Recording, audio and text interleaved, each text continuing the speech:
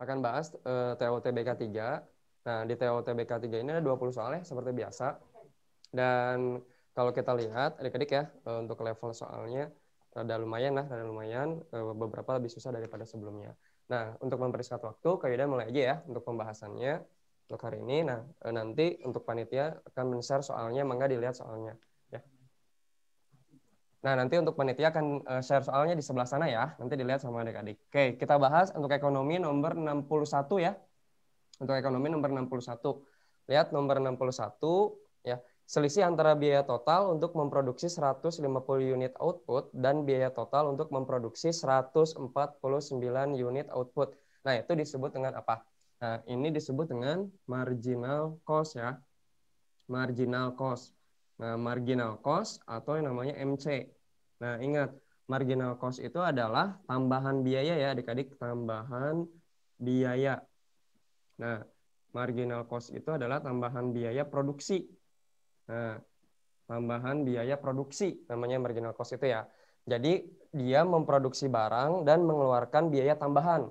Nah, rumus dari marginal cost MC itu adalah delta TC dibagi delta Q.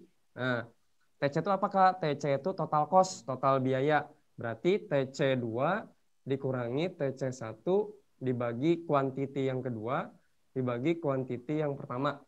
Nah, itu namanya adalah marginal cost ya. Jadi marginal cost, saya ulangi, itu tambahan biaya produksi. Punya rumus ya, delta TC dibagi delta Q. Nah, TC itu total cost. Berarti dia total biaya. Total biaya. Nah, jadi jawabannya apa? Jawabannya nomor 61 adalah yang C. Ya, jelas banget di sana untuk memproduksi 150 unit output, maka biaya totalnya sekian. Berarti ketika menambah produksi, berarti otomatis ada tambahan biaya. Nah, istilah dari tambahan biaya adalah marginal cost. Nah, rumusnya delta TC dibagi dengan delta Q. Walaupun misalnya ditanyain, nah ini saya kasih rumusnya delta TC dibagi dengan delta Q. Total cost yang kedua, produksi barang yang baru, dikurangi total cost biaya produksi sebelumnya dibagi kuantitas yang kedua, kuantitas barang yang baru dikurangi kuantitas yang pertama, kuantitas barang yang lama. Ya, jadi jawabannya adalah yang C. Oke, mudah-mudahan bisa dipahamin. Nomor 62. Oke ya. Lihat nomor 62, motif spekulasi uang yang dikemukakan oleh Keynes. Nah, ada ekonom modern ya. Ada ekonom modern namanya adalah John Marshall Keynes. Nah, namanya Keynes. Lihat sama adik-adik di nomor 62 ya. Di soalnya dilihat John Marshall Keynes. Nah, dia bilang kalau motif uang itu kira-kira dipengaruhi oleh apa? Nah, dalam teorinya dia bilang bahwa yang namanya motif uang itu akan dipengaruhi oleh spekulasi pribadi seseorang, spekulasi pribadi seseorang. Nah, spekulasi itu akan sangat dipengaruhi oleh tingkat bunga. Nah, akan sangat dipengaruhi oleh tingkat bunga. Oke. Nah, sekarang saya jelasin apa itu motif spekulasi. Jadi motif spekulasi itu bahwa yang namanya uang itu digunakan untuk mencoba. Nah, yang namanya uang itu digunakan ajang untuk mencoba. Oke. Mencoba apa, Kak? Mencoba peruntungan. Nah, jadi mencoba peruntungan. Oke. Jadi mencoba peruntungan. Ya. Yang namanya uang itu digunakan untuk mencoba peruntungan. Nah, saat kapan orang bisa mencoba peruntungan dan mendapat sebuah keuntungan? Salah satunya faktor yang dipengaruhi adalah bunga. Oke.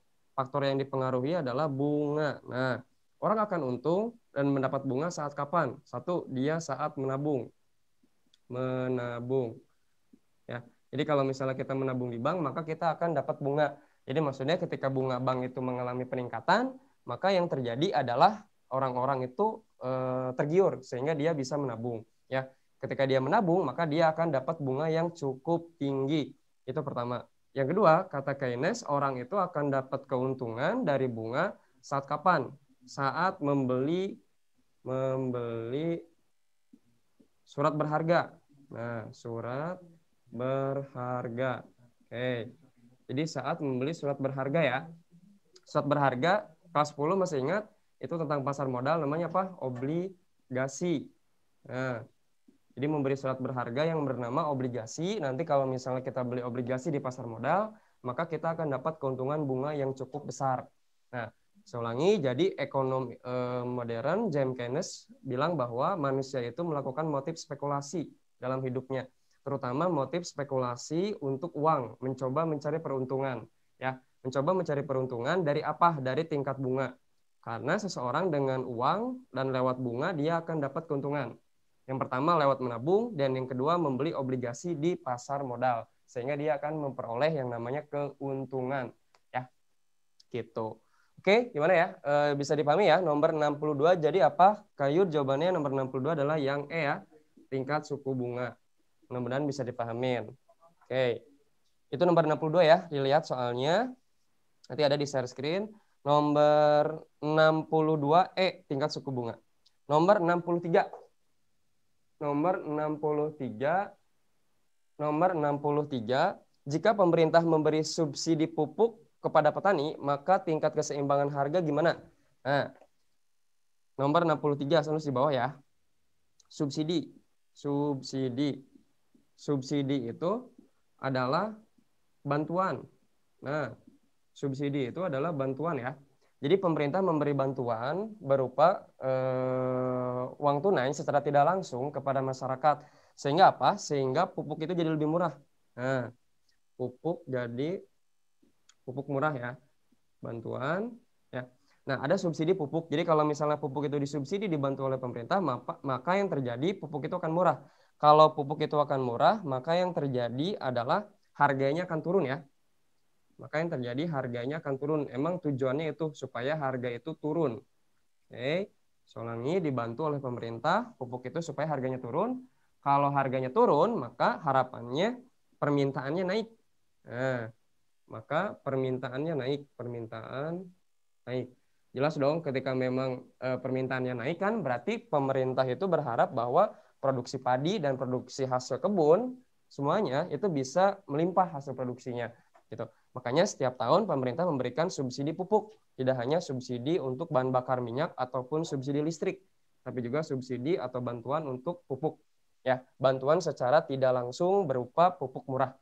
Jadi jawabannya adalah harganya menurun dan permintaannya naik. Oke, jadi jawabannya adalah harganya menurun dan permintaannya naik. Jawabannya adalah yang D. Ya, gitu. Oke, itu ya sampai nomor 63. Karena space-nya sedikit, saya hapus dulu ya. Mudah-mudahan bisa dipahamin. Ya, nanti untuk materinya, pembahasan materinya maksudnya nanti saya kirim ya ke panitianya untuk pembahasannya. Nanti sama kalian bisa dilihat. Kalau mau di sini mau di apa screenshot boleh, tapi nanti pembahasannya ada. Oke ya, itu nomor 63. Jadi nomor 63 itu D. Oke. Nomor 63 itu D. Saya lanjut ya ke nomor 64. Oke. Lihat nomor 64 soalnya. Ini tentang akuntansi. Nah, tentang akuntansi, pencatatan pembelian peralatan kantor secara kredit. Nomor 64. Oke. Jadi dia beli peralatan kantor ya. Dia beli peralatan kantor secara kredit. Nah, jadi dia beli peralatan kantor secara kredit. Nah, kalau beli peralatan kantor secara kredit, jelas ya, yang pertama dalam rumus jurnal umum apa? Kita akan dapat peralatan. Oke, kita akan dapat peralatan. Nah, peralatan itu ingat dia golongan apa? Dia itu golongan harta. Ya kan? Peralatan itu dia golongan harta. Nah, nanti yang namanya harta itu dia nambahnya di debit kan? Di rumusnya. Nah, kalau utang nambahnya di kredit, berkurangnya di debit. Nah, peralatan nanti itu dia akan bertambah. Peralatan nanti dia akan bertambah. Nah, karena kita beli peralatannya secara kredit, nggak ngaruh. Mau beli kredit, mau beli tunai, tetap peralatannya dapat. Nah, peralatan itu golongan harta. Harta itu nambahnya di debit, gitu kan? Berarti ini debit. Nah, di sisi lain, karena kita belinya kredit, kita belinya tidak tunai, kita belinya ngutang, maka muncul utang. Ini utang ya. Akan muncul utang. Nah, utang itu dia nambahnya di kredit. Kan kita belinya kredit, maka utangnya nambah. Oke, maka utangnya nambah di kredit. Nah, ya, sesuai pencatatannya, maka utangnya nambah di kredit. Jadi jawabannya apa, Kak? Jawabannya adalah nomor 64 yang E. Jelas banget ya. Karena dia membeli peralatan secara kredit adik-adik. Jadi belum mengeluarkan uang tunai. Kalau belum mengeluarkan uang tunai, maka muncul utang. Oke ya, bisa dipahamin ya, bisa dipahamin. Nanti apa namanya? Boleh kalau misalnya nanti ada yang ditanyakan. Oke, saya lanjut dulu. Nomor 65. Hal yang terjadi pada pasar persaingan monopolistik, namun tidak terjadi pada monopoli. Nah, awas beda ya. Ada monopolistik, ada monopoli. Nah, di pasar monopolistik, di sini pertanyaan, apa yang terjadi pada pasar monopolistik dan tidak ada pada pasar monopoli? Oke, pasar monopolistik itu dia yang banyak penjual. Pembelinya juga banyak ya, banyak penjual, pembelinya banyak gitu ya. Itu contohnya adalah misalnya kayak PT Indofood, Wings Food dan lain sebagainya ya. Kalau monopoli dia yang hanya ada satu penjual, ya. Contohnya biasanya milik pemerintah ya, Pertamina, PLN dan lain sebagainya. Nah, gitu kan? Nah, kira-kira apa yang terjadi pada monopolistik dan tidak terjadi pada monopoli? Kan ya? Nah, monopolistik banyak penjual, pembelinya banyak. Pembeli banyak. Oke. Ya. Kalau monopoli juga sama, pembelinya banyak. Monopoli, pembelinya banyak. Gitu ya. Nah, kalau kita bikin perusahaan monopoli itu sangat sulit ya, adik-adik ya. Kalau kita bikin perusahaan monopoli itu sangat sulit, akan mendapat hambatan utamanya dari pemerintah. Makanya yang paling mudah bagi kita bikin usaha adalah bikin usaha monopolistik, ya kan? Monopolistik itu bebas ya bikin usaha apapun, makanan, minuman dan sebagainya. Contohnya di sini ada PT Indofood, Wings Food, Garuda Food dan lain sebagainya ya. Banyak. Jadi perusahaan monopolistik itu mudah untuk dibuat, izinnya mudah, cara mendirikannya juga mudah ya dibanding dengan pasar monopoli. Itu sulit, bukan sulit, bahkan tidak mungkin ya untuk bisa berdiri gitu. Bikin perusahaan Pertamina, bikin perusahaan PLN bagi masyarakat itu sulit ya. Jadi jawabannya apa? Jawabannya adalah yang C, tidak ada hambatan masuk dan keluar pasar ya. Jadi maksudnya kalau bikin pasar monopolistik itu bebas kapanpun, dimanapun, yang penting izinnya ada dan itu bisa berjalan gitu. Jadi bisa bebas masuk dan keluar gitu ya untuk bikin perusahaan. Dan hampir semua perusahaan-perusahaan yang kalian lihat di televisi, di radio, didengar, dan lain sebagainya, itu semuanya perusahaan monopolistik ya, rata-rata gitu. Perusahaan-perusahaan yang bergerak di bidang makanan, minuman, baju, pakaian, dan lain sebagainya, ya di plus market juga, marketplace juga sama, semuanya itu pasar monopolistik rata-rata. Ya, mudah-mudahan bisa dipahamin. Jadi nomor 65 itu jawabannya adalah yang C, tidak ada hambatan. Jadi bebas gitu ya. Bebas mau bikin perusahaan apapun. Nomor 66 ya. Nomor 66 tujuan dari directing. Nah, ini adalah materi apakah materi manajemen. Oke ya. Materi manajemen, directing, pengarahan ya. Materi manajemen. Nah, di polanya adalah POAC ya. POAC. Oke, P-nya itu apa? Planning, organizing, actuating sama controlling. Nah, ya. Yang pertama, dalam manajemen sebuah perusahaan atau sebuah organisasi itu harus ada planning dulu ya, rencana. Rencananya apa? Rencana yang baiknya kayak gimana? Kemudian organisasi, tentunya ya. Ada organisasi. Nah, kemudian ada actuating atau action ya. Actuating. Nah, actuating ini nanti ya bisa lewat juga directing ya. Pengarahan, directing. Nah, kemudian terakhir ada controlling, pengawasan, controlling. Nah, oke ya. Jadi yang pertama dalam manajemen itu rencananya kayak gimana, organisasinya kayak gimana, kemudian actuating, action itu pengarahan gitu ya. Kemudian plus directing, ya kan ya, diarahin, dibantu, dibimbing dan lain sebagainya. Actuating itu action, bertindak plus diarahin ya, directing. Controlling, diawasin. Jadi rencananya apa, dibikin orang-orangnya, pekerjaannya apa yang disebut organisasi, kemudian orangnya disuruh kerja, namanya actuating sama directing, kemudian hasil pekerjaannya diawasin ya. hasil pekerjaannya diawasin. Nah, apa tujuan dari pengarahan atau directing tadi? Tujuannya apa? Tujuannya adalah yang C, membuat karyawan melakukan apa yang harus mereka lakukan. Nah, jadi nomor 66 itu adalah C. Jadi dalam organisasi itu maksudnya harus ada directing, ya. Sebelum orang bertindak itu kita harus ngasih pengarahan dulu supaya apa yang dikerjakan sesuai dengan tujuan dari sebuah perusahaan atau sebuah organisasi. Ya, harus ada pengarahan dulu. Pengarahannya yang jelas supaya orang itu bisa ngelakuin apa aja posisinya gitu. Ya. Jadi nomor 66 itu adalah yang C, directing. Saya rasa nggak terlalu susah ya nomor 66 gitu. Jadi supaya orang itu bisa melakukan apa yang mereka kerjakan dengan baik dan benar. Oke ya. Nah ini di catatan slide yang kedua, cuman bisa 3 nomor ya adik-adik ya. Gak apa-apa ya, nanti saya hapus. Kalau mau langsung di screenshot boleh di handphonenya atau di laptopnya. Kalaupun memang tidak, nanti saya kasih ya pembahasannya. Gitu ya. 64, 65, 66 ya. Gitu. Oke, saya hapus ya. Nomor 64. Kita lanjut. Oh, bisa tulis. Oke. Kita lanjut ya ke nomor 67. Nomor 67 ya. Nomor 67. Nomor 67 lihat. Di nomor 67 itu ada fungsi konsumsi. Nah, ini udah ya. Udah kayak dijelasin di TBK 1 dan 2. Pokoknya di antara 1 sama 2 ini udah. Nah, ada fungsi konsumsi. Oke. Ada fungsi konsumsi. Konsumsi. Nah, lihat rumusnya. C sama dengan, C itu konsumsi ya. 200 plus 0,8Y. Oke. Ingat C itu konsumsi, Y itu adalah pendapatan.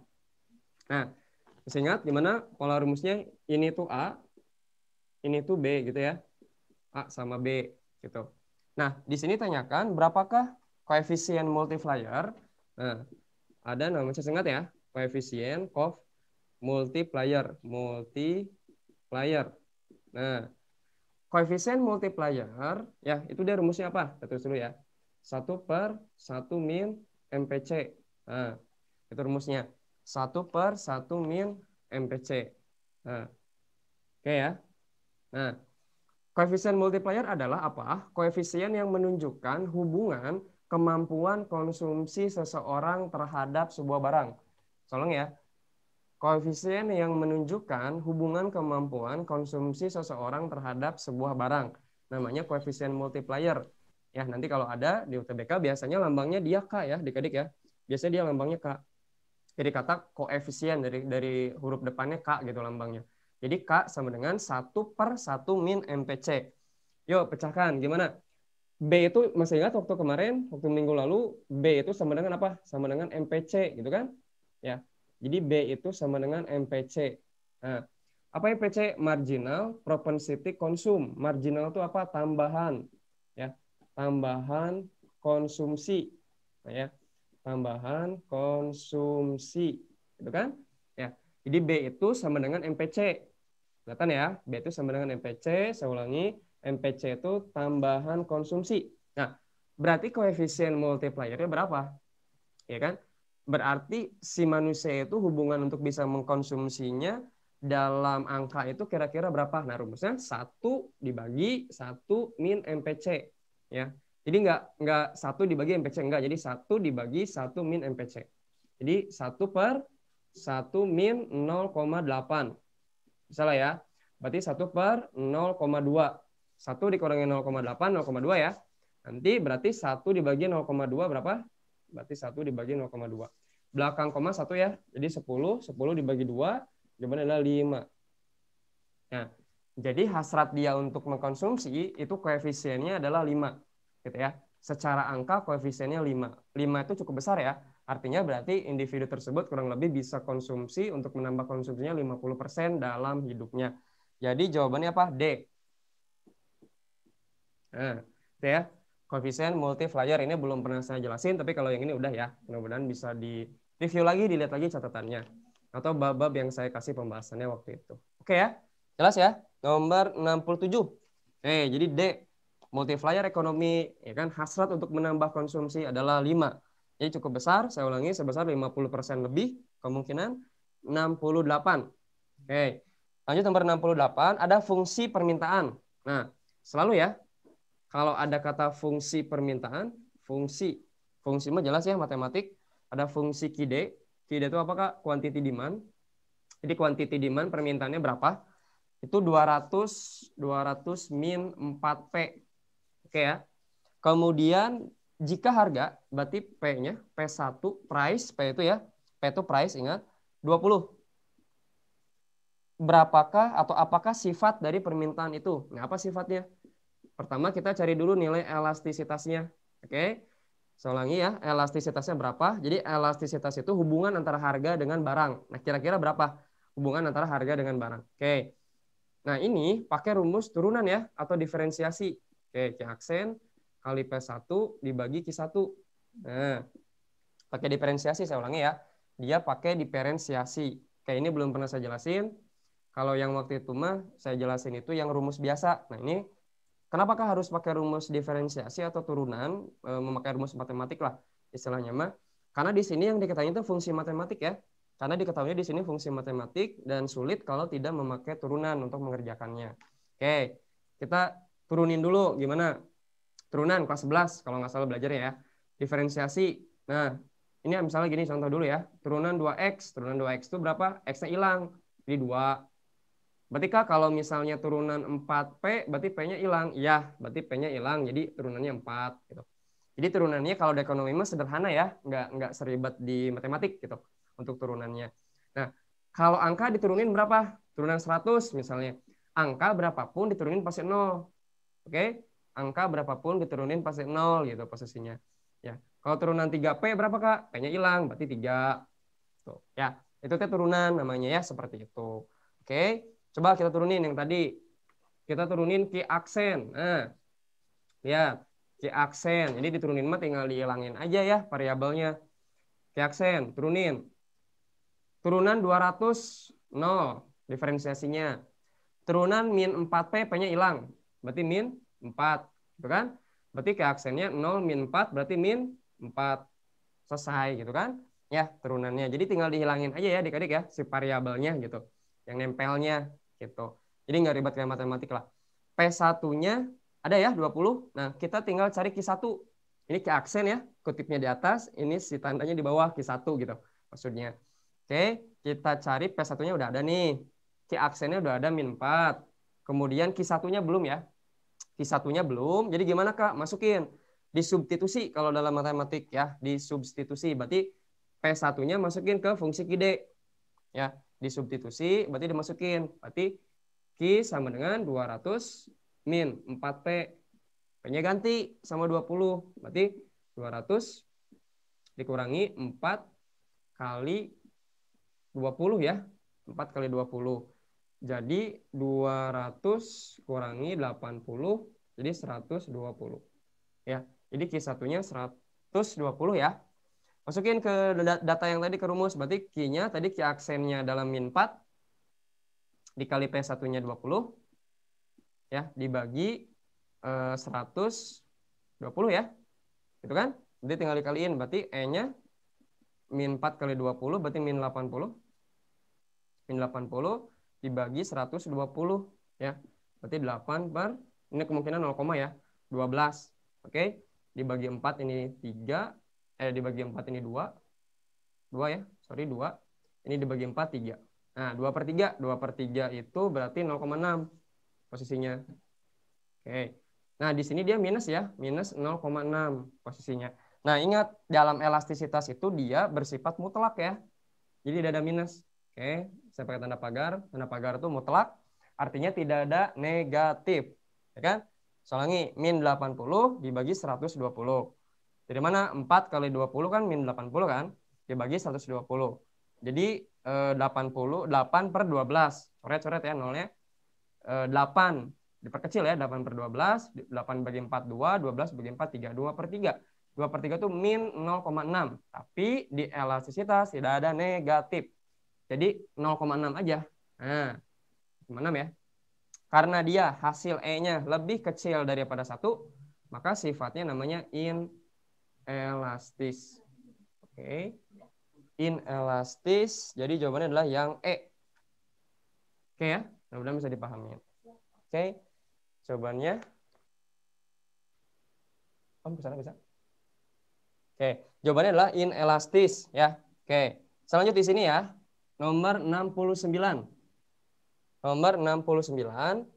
Oke, nanti ya ada pembahasannya nanti saya kasih ya. Nomor 69, perusahaan akan shutdown bila apa? Oke. PT itu akan shutdown ya. Shutdown. Berarti apa kayak shutdown teh? Tutup. Oke. Shutdown itu berarti dia tutup. Nah, jadi perusahaan itu akan tutup saat kapan gitu posisinya. Oke. Dia akan tutup saat memang terjadi yang namanya AVC itu lebih besar daripada MC ya. Average variable cost itu lebih besar daripada marginal cost. Nah, itu biaya variabel ya, biaya variabel. Jadi nomor 69 itu ya dia adalah kan bilangnya nomor 69 average cost. Average cost gitu ya. Average cost ya. Average cost itu kan biaya rata-rata. Biaya rata-rata. Nah, ingat dalam biaya rata-rata tuh dia ada dua. Ada average variable cost, ada average fixed cost. Nah, apa sih Kak average variable cost? Biaya variabel rata-rata. Ini biaya variabel. Biaya variabel ya. Variabel. Oke, kalau ini biaya tetap. Biaya tetap. Oke ya. Biaya variabel sama biaya tetap beda ya. Kalau biaya variabel tuh dia yang bisa berubah. Oke, yang bisa berubah. Saya jelasin dulu strukturnya nih biar nggak bingung. Jadi perusahaan akan shutdown, saya ulangi saat kapan? Ini saat yang awan biru ini ya. Average variable cost lebih besar daripada marginal cost. Nah, average variable cost, saya ulangi ya, sorry. Average variable cost itu berasal dari average cost. Nah, kenapa Kak? Karena average cost itu artinya biaya rata-rata. Biaya rata-rata itu ada dua adik-adik. Ada average variable cost sama average fixed cost. Gitu kan? Average variable cost sama average fixed cost. Nah, di soal sebenarnya kalau yang lebih jeli itu harusnya average variable cost, tapi saya turunin, dicoba dicarilah.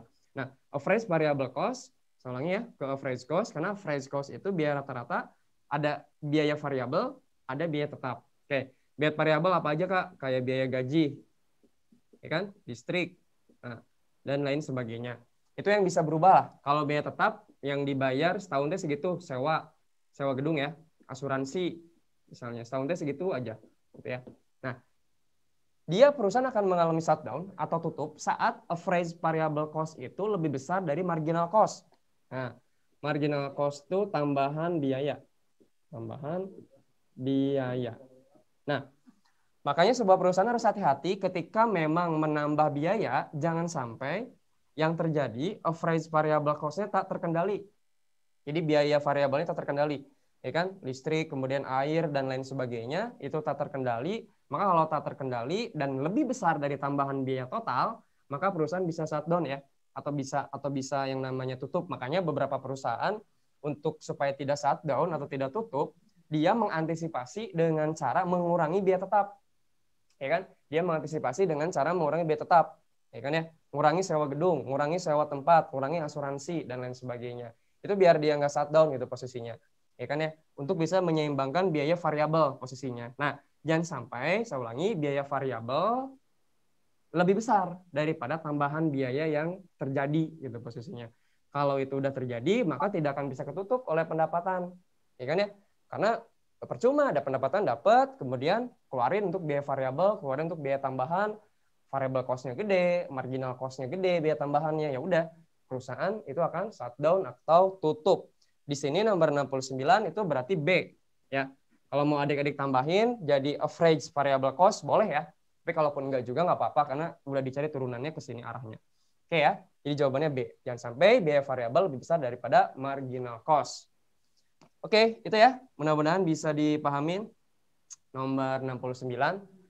Oke ya. Nomor 70. Nomor 70. Masalah dasar dari ilmu ekonomi. Nah, ini bisa lah ya. Masalah dasar ilmu ekonomi. Oke. Masalah dasar ilmu ekonomi. Nah, masalah dasar ilmu ekonomi. Oke. Apa sih Kak masalah dasar ilmu ekonomi? Jelas ya, apa itu? Kelangkaan. Oke, kelangkaan atau scarcity. Nah, kelangkaan atau yang namanya scarcity. Apa itu kelangkaan? Mengoptimalkan sumber daya yang terbatas untuk kebutuhan masyarakat. Ya, oke ya. Jadi kelangkaan itu kebutuhan manusia tidak terbatas, sedangkan alat pemuasnya terbatas. Jadi mengoptimalkan lah, pokoknya mah karena kita tuh manusia tuh sudah dihadapi sama kelangkaan, makanya harus bisa mengoptimalkan penggunaan sumber daya. Kan yang kita punya harus dioptimalkan untuk kebutuhan. Jadi nomor 70 itu D. Ya. Jadi mengoptimalkan penggunaan sumber daya gitu. Itu ya, nomor 70. Saya lanjut ya, karena waktunya terbatas. Nomor 71. Ada 2 orang atau lebih berkumpul dan sepakat untuk memiliki dan mengoperasikan bisnis secara bersama-sama. Maka bentuk usahanya itu apa? Nah, lihat soal. Ada 2 orang atau lebih berkumpul dan membuat sebuah usaha. Namanya firma. Namanya firma. Oke? Namanya firma ya. Jadi firma itu adalah usaha bersama. Usaha bersama. Namanya firma. Adik-adik ya.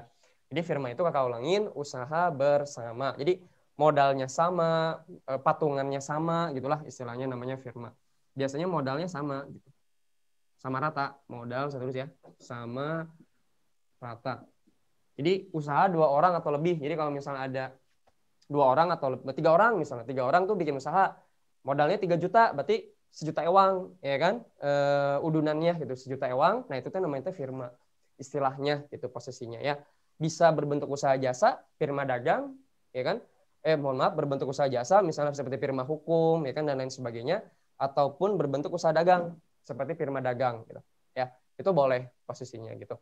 Jadi nomor 71 itu D, firma ya, nomor 71. Oke, 71D. Nomor 72, bawah ya, nomor 72. Oke, perhatikan akun-akun berikut. Mana yang termasuk tingkat liquidnya lebih tinggi? Ada piutang, ada perlengkapan, ada gedung, ada mobil, ada wesel tagih. Wesel tagih itu adalah piutang ya, piutang perjanjian di bank, namanya wesel tagih. Kalau piutang usaha, biasanya kita utang piutang sama orang. Kalau misalnya wesel tagih, biasanya kita utang piutang sama bank. Sama aja sih sebenarnya ya. Piutang itu apa Kak? Uang kita yang ada di orang lain. Itu piutang. Jadi uang kita yang ada di orang lain namanya piutang. Kalau uang kita ada di orang lain namanya piutang usaha. Tapi kalau uang kita ada di bank namanya wesel tagih. Sama aja sih ya sebenarnya sama-sama piutang. Yuk mana yang klasifikasi akunnya berdasarkan tingkat likuiditas. Oke, tingkat likuiditas. Nah, jadi tingkat likuiditas. Likuiditas itu liquid ya. Liquid itu cair kan. Tingkat likuiditas yang cepat cair jadi kas, ya kan? Soalnya ya, yang cepat cair jadi kas. Oke, adik ya. Kas itu apa sih Kak? Uang tunai kan? Ya, kalian udah belajar semua akuntansi.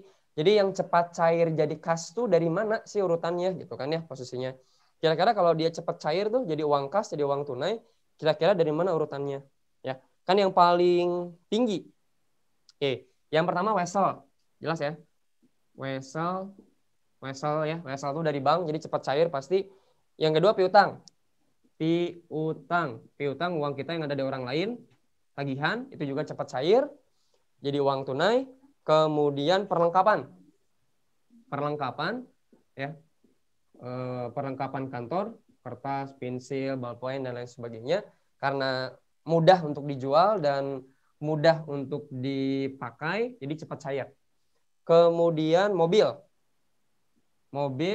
ya itu rada sulit untuk dijual, maksudnya orang membeli mobil itu nggak selalu sering. Kemudian gedung, apalagi gedung ya, gedung itu untuk liquid atau cepat jadi uang kas itu orang itu untuk membeli gedung tuh jarang ya, bukan jarang, ada, tetapi memang sulit untuk bisa cepat laku gitu. Jadi saya ulangi, tingkat liquidnya dari yang cepat cair menjadi uang kas. Jadi wesel, piutang, perlengkapan, mobil, sama gedung. Jadi jawabannya adalah D. Oke, jelas ya? Jadi nomor 72 jawabannya D ya, posisinya gitu. Kalau gedung mah udah jelas ya, gedung itu sulit ya untuk bisa cepat dibeli ya. Kalau kamu jual gedung sok aja sulit pasti untuk bisa laku. Makanya tingkat liquidnya paling lambat gedung itu ya. Gitu. Oke ya, saya hapus dulu ya yang sebelah sini. Oke. Kita lanjut nomor 73. Nomor 73 ya. Kalau beres ya. Nomor 73 masih sama, ada hitungannya. Nomor 73. Dilihat soalnya ya. Manakah kondisi yang menunjukkan solvabilitas yang paling tinggi? Nah, solvabilitas. Oke. Manakah yang menunjukkan solvabilitas yang paling tinggi? Kira-kira itu yang mana? Oke ya. Solvabilitas yang paling tinggi. Oke. 73. 73. Solvabilitas. Oke. Solvabilitas itu adalah perbandingan antara aktiva dibagi dengan utang. Ya. Jadi solvabilitas itu perbandingan aktiva dibagi atau dibanding dengan utang. Nah, aktiva itu apa, Kayud? Aktiva itu harta. Oke ya. Jadi hartanya berapa dibanding dengan utang. Semakin sebuah perusahaan itu solvabilitasnya makin tinggi, makin solvable gitu ya, berarti makin bagus. Artinya rasio hartanya itu jauh lebih besar daripada rasio utangnya. Posisinya gitu ya, jangan sampai dibalik ya. Kalau rasio utangnya lebih besar daripada hartanya ya perusahaan nanti siap-siap ya keluar biaya yang tinggi gitu. Ujung-ujungnya shutdown juga kayak tadi. Nah, jadi solvabilitas itu hubungan antara aktiva sama utang. Oke, perbandingannya gimana? Nah, lihat nomor 73, manakah kondisi yang menunjukkan solvable paling tinggi? Oke ya, solvable yang paling tinggi. Jadi yang paling tinggi itu yang mana? Gitu kan ya. Nah, jadi tinggal dicari aja di soal, dicari hartanya berapa, utangnya berapa. Oke, pertama sebelum dibahas, nah ada rumus dulu ya di persamaan akuntansi, masih ingat bahwa harta itu sama dengan utang ditambah modal. Oke ya, jadi harta itu sama dengan utang ditambah dengan modal. Si utangnya. Harta itu aktiva ya. Jadi harta itu utang ditambah dengan modal. Nah, kita tinggal cari aja ya satu-satu berarti mana perbandingannya posisinya gitu. Misal yang E ya. Yang E di sana ada jumlah kas. Nah, ada kas yang E ya. Jadi jawabannya yang E kemungkinan kas. Kasnya itu di sana ada 5 juta. Kasnya ada 5 juta. Kemudian jumlah modalnya, modalnya itu katanya 20 juta. 20 juta. Nah, ingat kas itu harta gitu kan. Ini nggak bisa langsung dibagi karena kan rumusnya ini. Aktiva dibagi utang. Gitu kan? Kasnya 5 juta, modalnya 20. Kas itu harta. Ya, adik-adik ya. Nah, utangnya belum ada, Kak. Dicari. Berarti tinggal dimasukin kan? Berarti utangnya berapa? Berarti utangnya diselisihin ya. Kan harta, utang, tambah modal. Berarti kalau nyari utang, berarti U sama dengan H min M. Gitu kan? Berarti 20 ya posisinya U sama dengan modal kurangi harta ya, kebalik. Sorry. Modal kurangi harta. Berarti U sama dengan modal min harta. Ya di soal yang E modalnya itu 20. 20 minus 5. Ya. Jadi dia 15. Ya. Jadi dia 15 posisinya berarti tinggal jadi utangnya misalnya rasionya apa namanya 15 gitu ya. Berarti nanti kayak gimana pembagiannya? Berarti solvable-nya itu aktivanya tadi 5 ya. 5 kemudian dibagi dengan utangnya. Utangnya itu 15 ya. Jadi 1/3 ya. 1/3 itu berarti 0, berapa gitu posisinya. Itu 1/3 berarti 10 bagi 3 0,3 lah ya kurang lebih. Ya. Itu yang E. Kemudian kita cek yang A biar lebih paham. Ya, jumlah aktivanya hartanya 10 ya. 10 juta. Kemudian modalnya itu 9 juta ya. 9 juta posisinya. Nah, nanti berarti berapa utangnya? Utangnya selisihnya berarti 1 ya. Utangnya selisihnya 1. Berarti solvable-nya solvable-nya ya. Ini berarti aktivanya berapa tadi? Hartanya 10. 10 dibagi 1 berarti 10. Ya. Oke, berarti 10 sama 0,3 jelas ya, lebih besar 10. Jadi jawabannya adalah yang A. Gitu ya. Mudah-mudahan bisa dipahamin. Oke. Ya, sisanya mah untuk piutang dan lain sebagainya itu karena selisihnya kecil, jadi kemungkinan enggak. Makanya saya ngambil 2 yang A sama yang E ya. Jadi nomor 73 itu yang A ya. Oke, lanjut ya. Nomor 74. Nomor 74. 74. Nah, ini soal lots ya, mudah. Sebelum dilakukan pencatatan buku besar, maka transaksinya apa dulu? Ya kan? Pencatatan akuntansi. Pencatatan akuntansinya. Oke. Nomor 74 ya, pencatatan akuntansi. Ya, prosesnya apa aja, Kayud? Nah, sebelum buku besar itu apa sih? Jelas ya. Sebelum buku besar itu jurnal. Jurnal. Nah, sebelum buku besar itu pasti ada jurnal umum. Jurnal umum, kemudian adik-adik ya, buku besar, besar. Gitu. Kemudian apa? Neraca saldo. Ya, atau neraca perusahaan, neraca saldo. Ya. Sini pertanyaannya jelas ya, sebelum dibuat buku besar, ya udah buku jurnal berarti ya. Buku jurnal berarti ini yang saya garis merah. Jadi jawabannya apa, Kak? Jawabannya adalah yang D. Ya, bisa lah ini insya Allah ya. Nomor 74. Itu nomor 75. Nomor 75. 75. Pengkreditan utang pasti akan berakibat apa? Nah, ini rumus jurnal. Kalau utang tuh ada di kredit berarti gimana? Ya kan? Rumus jurnal yang kemarin belajar di semester 1 sama gurunya di sekolah ya. Nah, dalam rumus jurnal itu ada harta kan? Harta nambahnya di debit, berkurangnya di kredit. Nah, kan dia soalnya bilang pengkreditan utang, ya kan? Berarti kalau utang kita taruh di kredit, maka utangnya akan nambah. Ya, ini kurang di debit. Oke, pengkreditan utang jadi menyebabkan nih saling lingkaran biru. Jadi utangnya akan nambah ya. Jadi kalau kita mengkredit utang, utangnya nambah. Kalau kita mengkredit posisi utang di debit, berarti utangnya akan berkurang. Gitu ya. Kan di sini soalnya pengkreditan utang pasti berakibat naiknya saldo utang dong. Iya dong, utangnya kan nambah, utang nambah di kredit. Kalau kita taruh di kredit berarti utangnya nambah, naik saldonya. Berarti saldo utang itu dia naik. Nah, gitu ya. Jadi saldo utang itu dia naik. Oke, jelas ya? Nomor 75. Oke, nomor 75. Sini ya, saya lanjut ya, nomor 76. Ya, soalnya ini ada soal anuitas ya. Di matematika sebenarnya ya, di matematika tingkat suku bunga atau di anuitas ya. Di anuitas.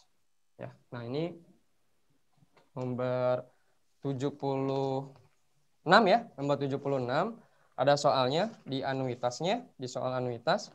Nah, itu berapa kira-kira angsuran yang kedua? Itu angsuran yang kedua berapa? Nah, ini soal yang cukup lumayan sulit ya. Karena dia biasanya muncul di matematik, tapi tidak mungkin dan tidak mustahil juga muncul di ekonomi nomor 76. Koin nomor 76, angsuran yang kedua berapa? Kira-kira kalau kita pinjamnya itu 2.500.000. Kalau udah tulis dulu ya. Kita pinjamnya 2.500.000. Kemudian ada anuitas ya. Anuitas itu perkiraan ya, perkiraan pembayarannya. Anuitasnya 574. Oke. Kemudian bunganya 10%. Lihat soalnya ya 76, bunganya 10%. Ya kan? Maka tingkat angsuran kedua berapa? Kira-kira angsuran yang kedua tuh berapa sih kalau pinjamannya 2.500.000, anuitasnya perkiraan pola pembungaannya 574.000, bunganya 10% gitu kan. Makanya suka ada tuh ya kalau kredit motor, mobil, tingkat anuitasnya suka muncul di brosur. Nah, bunganya 10%. Nah, kira-kira angsuran yang kedua itu berapa? Gitu kan? Nah, ini ada rumusnya adik-adik ya, ada rumusnya, dan ini memang di matematik banget, di pelajaran matematik ya. Nah, ini anuitas. Nah, A-nya angsuran 2 ya. A tuh angsuran, maksudnya angsuran 2. Kemudian rumusnya apa? Anuitas. Anuitasnya saya tulis ya. Kurangi bunga. Dikurangi bunga ya. Adik, dikali pinjaman. Dikali pinjaman. Ini rada panjang ya. Kali pinjaman. Plus 1 min B. Ya. 1 min B. 1 min B. 1 plus B. Dipangkatin ya. Set. Nah, ini N min 1. Nah, gitu ya. N tuh berarti angsuran yang keberapa? Kira-kira N tuh berarti dia angsuran yang keberapa? Nah, gitu ya rumusnya. Pemahaman rumusnya jadi anuitas kurangi bunga kali pinjaman plus 1 min 1 plus B, kemudian apa namanya? Dikali ya. Sorry, ini dikali 1 plus B. Pangkat N min 1, jadi N-nya tuh saya ulangi si angsurannya, kalau 2, 2, kalau 3, 3, kalau tanyainnya 4, berarti N-nya 4 gitu kan. Masukin, anuitasnya berapa? Anuitasnya 574. Oke ya, 574 masukin. Sesuai rumus, min bunga. Bunganya berapa? Kayut, bunganya 10%. 10% dikali 2 juta, jelas ya, perkalian tuh lebih dahulu. Maka ini saya kurungin, gitu. Kemudian dikali lagi, kali ini ya. Ini boleh deh gini. Set. Karena perkalian derajatnya lebih tinggi daripada pengurangan. Dikali 1 plus B. Ya kan? 1 plus B, bunga berarti ya, B-nya 10%. Gitu. Ya. N-nya angsuran kedua, berarti 2 minus 1 pangkat ya. Nah, ini enak ya. Enaknya apa, Kak? Enaknya ya 2 dikurangi 1, pasti 1 kan. Kalau angka berapapun dipangkatin 1, ya berarti hasilnya itu gitu. Masukin 574.000. Oke. Kemudian dikali ya. Dikali berarti 10% kali 2.500.000 berarti 210.000. Ikannya plus atau dikali 1,1, ini 1,1 ya. Jadi di sini nanti posisinya 574.000 dikurangin 250.000. Gitu. Dari mana Kak? 250.000 ini 2.500.000, sorry ya nolnya. 2.500.000 kali 10%. 250.000. Oke. Kali adik-adik ya. 1 plus 10%. 10% itu 0,1. Berarti 1 ditambah 0,1. Wah, ini rada lumayan ya. Ini soal HOTS. Nah, masukin hasilnya 324.000 dikali 1 plus 0,1. Dari mana Kak? 0,1, 10%. 10% itu 0,1. Tambah 1 kan? Jadi 1,1. Ya. Jadi 324.000 dikali 1,1 adalah 356.400. Ya. Jadi angsuran yang kedua saya harus membayar 356.400 C. Gitu ya. Saya kasih ya pembahasannya. Jadi polanya untuk anuitas seperti ini. Oke, itu ya nomor 76. Mudah-mudahan bisa dipahamin. Jadi pengkalian pengurangannya disesuaikan dengan rumus aja. Ya. Oke, saya lanjut ya. 10 menit lagi. Nomor 77. Nomor 77. Nomor 77. Oke. Koperasi. Nah, koperasi posisinya nanti ada yang hitung lagi ya di nomor 78. Lumayan banyak soal-soal hitungannya. Nomor 77 dulu ya. Koperasi sebagai salah satu bentuk badan usaha memiliki keunggulan dalam hal apa? Kira-kira 77. Oke. Koperasi dalam bentuk badan usaha memiliki keunggulan dalam bentuk apa? Ya. Koperasi itu kan kumpulan orang-orang yang menjalin kerjasama secara bersama, ya kan ya, untuk mencari yang namanya keuntungan dan kesejahteraan anggota. Jadi koperasi itu kan modalnya itu dari anggota untuk anggota sebenarnya posisinya gitu. Dia nggak seperti PT, nggak seperti perusahaan gitu ya, atau mungkin nggak seperti yayasan dan lain sebagainya. yang dimana alur modalnya berbeda. Nah, kalau di koperasi mah biasanya modalnya dari anggota, kemudian untuk anggota, ya entah itu koperasi jual beli, entah itu koperasi simpan pinjam, ya kan ya. Nanti kalau dapat keuntungan ya dibagiin lagi buat anggota. Nah, apa keuntungannya atau kelebihan koperasi sebagai salah satu badan usaha? Ya, soalnya nomor 77 itu adalah mudah menjalin kerjasama. Ya, jadi jawabannya B. Ya. Jadi dia mudah menjalin kerjasama ya, nggak ribet kalau koperasi biasanya. Mudah kerjasama, ya. Ya, maksudnya mudah kerjasama di dalam intern, di dalam perusahaannya, atau misalnya mudah kerjasama dengan orang lain, ya. Karena sifatnya universal, sifatnya koperasi itu bisa diterima oleh semua kalangan. Dan perizinannya dalam membuat koperasi tidak ribet, seperti bikin perusahaan ya, yang harus pakai saham dan lain sebagainya. Jadi nomor 77 itu B. Ya, kemudian bisa dipahamin. Saya hapus ya. Nomor 78. Yuk 3 soal lagi. Nomor 78. Ya, nomor 78. Kalau tadi yang masih bingung tuh nomor 76, tinggal dilihat-lihat lagi ya nanti pembahasannya. Sebenarnya mah itu mah tinggal dimasukin aja ke rumus sih gitu ya. Tinggal dimasukin ke rumus ya. Karena nomor 78 belum pernah saya jelasin ya. Belum pernah saya jelasin. Oke, nomor 78. Kita lanjut ke nomor 78. Luas daerah parkir 360 meter persegi. Luas rata-ratanya untuk sedan 6 meter, untuk bus 24. Daerah tersebut hanya memuat 30 kendaraan. Biaya parkir sedan 3.000 dan untuk bus atau bus itu 5.000 rupiah per satuannya. Nah, maka besarnya keuntungan itu berapa?